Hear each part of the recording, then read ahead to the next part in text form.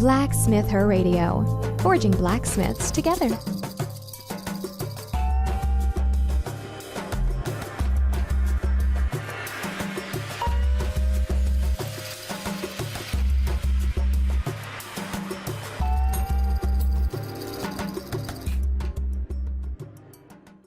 Welcome to BlacksmitHer Radio. I'm Victoria, and I have Douglas Pryor with me today. He's based out of Rockland, California. Hey, Douglas, thanks for being here. Hey, good morning. Thanks for having me. Yeah. Oh, your work really, truly inspires me. I love it. I really, really love it. I really appreciate that. Thank you. You have an excellent website. It's www.douglaspryor.com, and you have a whole bunch of great information, pictures, videos, and a shop. And you offer classes and demos on there. It's really awesome. Plus, you have a YouTube channel, which I love your videos of you doing your work. Thank you. You specialize in raising, chasing, and repousse work, and it's mainly for making armor, right? It's true. I explore, like, chasing and raising you can use it on any sheet metal, and I'm going to push that as far as I can. I'm getting really into, very deep raised anamorphic type figures, and I want to do statue work down the road, but I use it in armor a lot because it's kind of where I got my start. Where did the passion for making armor come from? So when we were kids, we liked to roughhouse a little bit, and it started getting kind of dangerous. And the obvious response was to make protection instead of just knock it off. And so we started protecting ourselves with, anything, you name it, like cut up gutter sheet metal riveted together with aluminum pop rivets, and catcher helmets with wire mesh. And we started doing some research, and I was like, you know what, people actually used to do this. Like this isn't something I have to reinvent, and we don't have to look so Mad Max. Like we could really make something nice here, and gotten introduced to some local communities, and took all the metalworking classes through a local community college. But as I took the welding programs, you learned all these modern techniques to create these very, deep three-dimensional forms. And I was like, well, they didn't always have this equipment, right? So how do they make it? How do they do that? And it, every answer I got inspired like 3 more questions. Right. And so learning how to do raising was a really big deal for me. And I'm really attracted to kind of paying homage to that tradition. And I'm not trying to raise something super deep every day.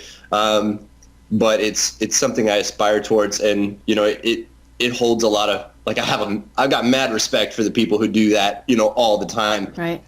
Now, what kind of tooling are you using? So you mentioned earlier you were drawn more to the traditional sense of the craft, which means traditional tooling as well. Are you using any pneumatic chisels or anything like that? No, it's all by hand.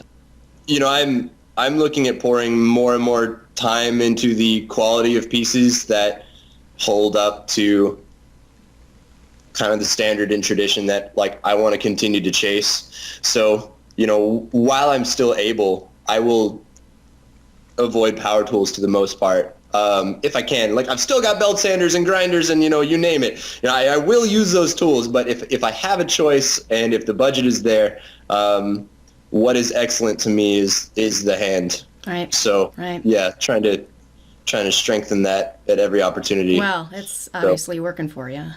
Your pieces are thank you. coming out Thank you. Beautiful. So speaking of practicing teaching, are you doing this to prepare yourself for being one of the ABANA conference instructors this summer?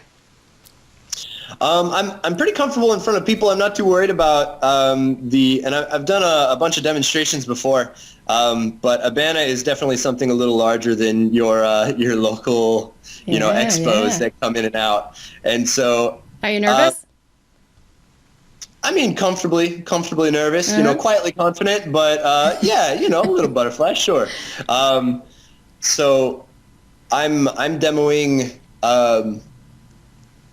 Face sculptures. I pick face sculptures because I know I can make them in a pretty short amount of time. And whenever you do a public demonstration like this, there's always like an element of showmanship that's required in entertaining a crowd. And so you try and pick something that is kind of dramatic, that kind of appeals to a lot of people. But it's still like I've got three 3-hour time slots, and I get to do something in that 9 hours that I would give myself 2 or 3 times as long to do. So I'm going to have a series like a fancy cooking show. There's going to be some pre-made steps, right. But they'll see every bit of the process. They'll see all my tools. They're going to see, it's going to be it's going to be an exciting event. And there's a lot of good people out there this year. Yeah, there is. It's going to be an excellent conference. And I'm really, really looking forward to your demonstration. I want to see how it all goes down, what you start with, how many actual tools is needed. And so tell us a little bit about that. What are you going to start with? I'm going to start with raising. So you're going to start with hot raising to try and raise the form. So I'll start with a flat sheet of 12 gauge and I'll raise it into kind of a conical form, and I will actually prep as much as I can to make the chasing easier on myself and, really get the depth for the nose, because it's kind of critical not to thin out your material. And so by raising, instead of sinking or stretching, I can create a very robust product that is going to be, damn near as thick from the center or the furthest stretched piece to the exterior, where it might be even a little thicker depending on how you raised it. Wow. So it'll have a little bit of forging involved in the first step or two.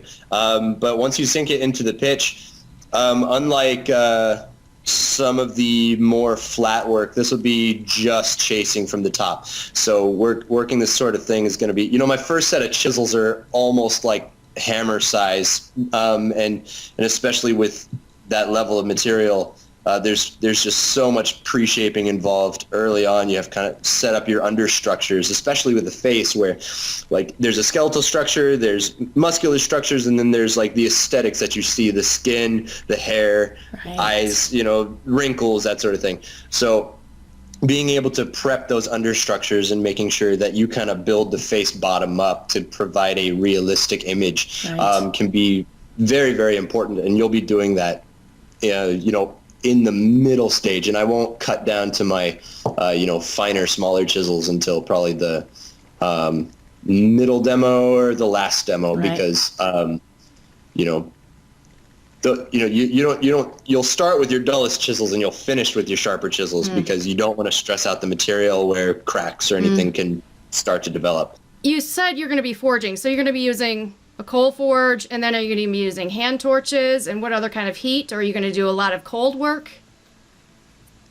I have a small propane forge that will be absolutely sufficient for this. And the initial raising and annealing process will be, pretty much all I need to do hot. And the second you are done forging, that forge doesn't need to turn on again. So from that, it's all cold work. And especially when you're working with mild steel, giving all that time on the tooling is going to work harden the material to an appropriate degree. The beautiful thing about steel is that it is still semi-flexible even when it's work hardened a bit. Right. Awesome. Oh, Douglas, thank you so much for being on the show. This was a great conversation with you. I cannot wait to meet you in person and watch you do your skill and your magic with the metal at ABANA this summer. Well, thanks so much for having me on the show. It was a pleasure. Yeah, all right.